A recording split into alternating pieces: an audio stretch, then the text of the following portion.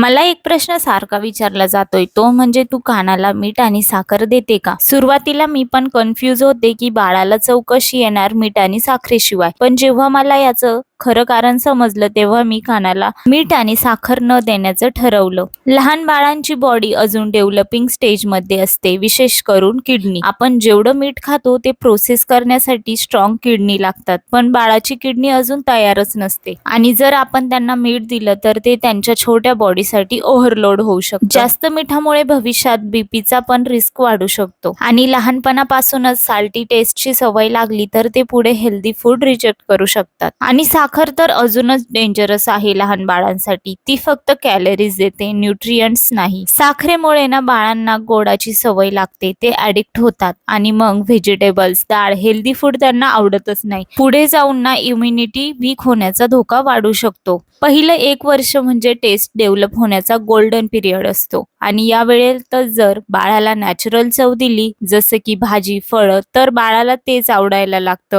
बाळाला आपण मीठ साखर न घालता पण टेस्टी फूड देऊ शकतो, जसं की apple puree, carrot, sweet potato, dal rice. यामध्ये ऑलरेडी नॅचरल स्वीटनेस आणि फ्लेवर असतो. त्यामुळे तुम्ही पण 1 वर्ष तुमच्या बाळाला हेल्दी फूड खाऊ घाला. चला तर भेटूया नेक्स्ट व्लॉग मध्ये. बाय.